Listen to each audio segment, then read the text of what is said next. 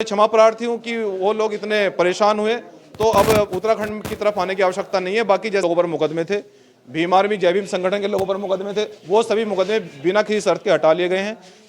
अभी जो कल डेलीगेशन भेजा गया था, अधिकारियों ने हमें ये आश्वासन दिया है कि भाई जो लोग मान लिया कि जैसे कि हमारा पंकज भाई को मारा है, उसमें यदि कोई हमें एविडेंस मिलता है, जब तक हमें एविडेंस मिलता है और हम सभी तथ्यों पर जानकारी और सभी तथ्यों पर हम लोग पूरा फोकस बनाकर और उसमें जांच कर रहे हैं, तो जैसे ही कोई एविडेंस मिलेगा तो हम निश्चित रूप से, हमने यही कहा कि 302 में मुकदमा दर्ज होना चाहिए, तो बहुत जल्दी 302 में मुकदमा भी दर्ज होगा। जैसे ही कोई गवाह वगैरह सब चीज़ें मिलती हैं और 302 में मुकदमा दर्ज होकर दोषियों को गिरफ्तार किया जाएगा। जो ये हॉस्पिटल में देखिए, उसकी जो तथ्य हैं उनका मेडिकल के आधार पर, जो जिन व्यक्ति की इलाज के दौरान मृत्यु हुई है, क्योंकि जिस समय वो जेल गए उस समय मेडिकल क्या था और जिस समय उनकी मृत्यु हुई उसमें मेडिकल क्या था, इसमें दूध का दूध और पानी का पानी करने की आवश्यकता है।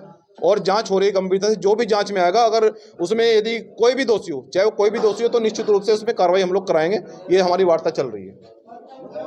बेलडा प्रकरण में जो ये जघन्य अपराध हुआ था, हमारे पंकज भाई को मारा था और उसमें हमारे निर्दोष लोगों पर जो मुकदमे लगाए थे, तो उसमें सब चीज़ों पर हम लोगों ने वार्ता करके 27 तारीख को महापंचायत रखी थी, क्योंकि दलित समाज के लोगों को यहाँ न्याय नहीं मिल रहा था।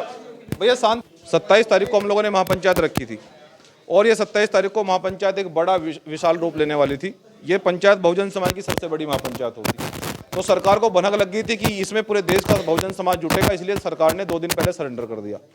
और सरकार की हिम्मत नहीं है कि वो आंख से आंख मिला सके हमसे। सरकार ने उत्पीड़न किया है समाज का और इसका जवाब हम सरकार को देंगे भी, संवैधानिक रूप से देंगे, वोट के हिसाब से देंगे।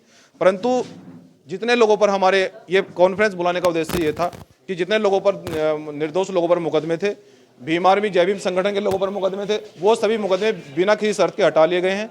किसी भाई को परेशान होने की आवश्यकता नहीं है।